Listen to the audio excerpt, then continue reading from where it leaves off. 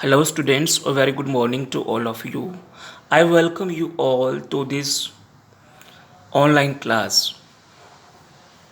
Students, as we all know that there are many students who couldn't learn English grammar, especially the basic concepts, due to various reasons.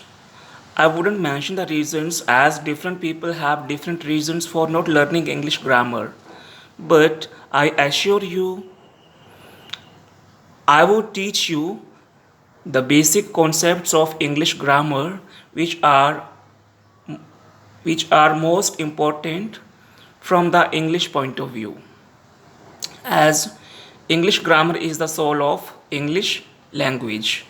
So without further delay, I'm gonna introduce myself. I'm Ram and I have come with a series of English grammar basic concepts. And before moving further, I would like to just tell you the list of content or topics which I'm gonna teach you in the series of videos. So, first of all, in my first video, I will share with you parts of speech with easy explanation. Second is formation of words. यहाँ पे हम बताएंगे आपको कि how to form a word, कि कैसे एक word को नाउन बनाना है, एडजेक्टिव बनाना है, एडवर्ब बनाना है, लाइक दैट. फिर उसके बाद we will continue with the sentence formation. Here I would teach you different kinds of sentences and even कि एक सेंटेंस को कैसे प्रॉपर वे में बनाना है. Then after tenses, the articles, direct and indirect speech, that is also called as narrations, active and passive voices. Many more important concepts are there which I will teach you in my further upcoming videos. So here is the video part 1. In this video I am gonna teach you the parts of speech. क्योंकि अब English का जो starting, English grammar की जो starting होती है कौन से कॉन्सेप्ट से होती है? Parts of speech. इसका मतलब ये है कि जो भी हम सेंटेंस बोलते हैं उसके डिफरेंट पार्ट्स होते हैं.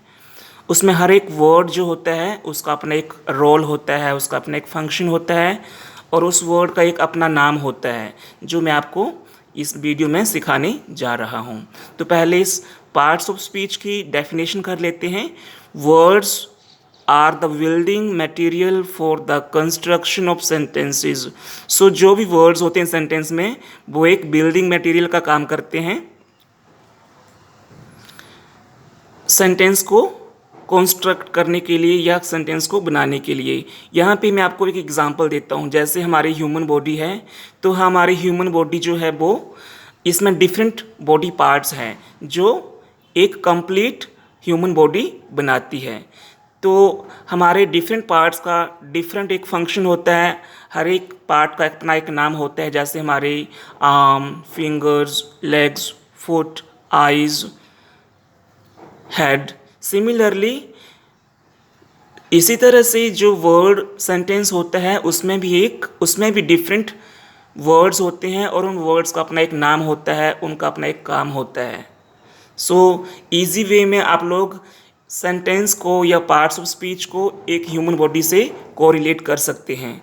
तो आपको अभी मैं एग्जांपल बताता हूँ कि Richard goes to market and he runs fast to buy a blue shirt. एक फुल सेंटेंस है, फिर से बोल रहा हूँ. Richard goes to market and he runs fast to buy a blue shirt. तो ये एक सेंटेंस पूरा हो गया. अब इसमें जो पार्ट्स ऑफ स्पीच यूज़ हुए हैं, डिफरेंट पार्ट्स ऑफ स्पीच, और उन डिफरेंट पार्ट्स ऑफ स्पीच का अपना एक नाम है, अपनी एक पोजीशन है, अपना एक फंक्शन है.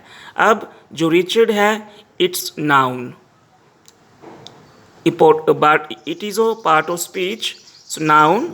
जो गोज वर्ड है go, it is a verb. Two preposition and conjunction. He pronoun. Runs फिर से वर्ब आ गया. फास्ट आ गया हमारा एडवर्ब. तो टू फिर से प्रेपोजिशन रिपीट हो गया, बाय फिर से रिपीट हो गया। पहले जो है इसको 9th पार्ट ऑफ स्पीच माना जाता था, बट अब इसको डेमोन्स्ट्रेटिव एडजेक्टिव्स में इंक्लूड कर दिया हुआ है। तो ब्लू एडजेक्टिव, शर्ट फिर से नाउन रिपीट हो गया, और मार्केट भी नाउन यहाँ पे रिपीट हो गया। तो इस तरह से ये जो वर्ड्स यूज़ हुए हैं इसमें इनके अपने नाम हैं, अपना एक फंक्शन है। फंक्शन मीन इनका अपना एक काम है और उनकी अपना एक जगह है। तो इस तरह से जो भी सेंटेंस होता है आपका, उसमें पार्ट्स ऑफ स्पीच यूज़ हुए होते हैं। अब पार्ट्स ऑफ स्पीच को आइडेंटिफाई कैसे करना है, या हमारे पास कितने पार्ट्स ऑफ स्पीच हैं, that I am going to tell you now in the form of a list. जो डिफरेंट पार्ट्स ऑफ स्पीच हमने सेंटेंस में पीछे देखे, उनके ये सारे रिपीट उसमें हो रही थी कुछ के अलावा। So we have 8 parts of speech. तो जो पार्ट्स ऑफ स्पीच होते हैं वो 8 हैं। 9th जो था वो आर्टिकल था, बट अब उसको डेमोन्स्ट्रेटिव एडजेक्टिव में शामिल कर दिया हुआ है। तो students, I want you, those who watching first time this video, I suggest you should also note down these all notes so that it can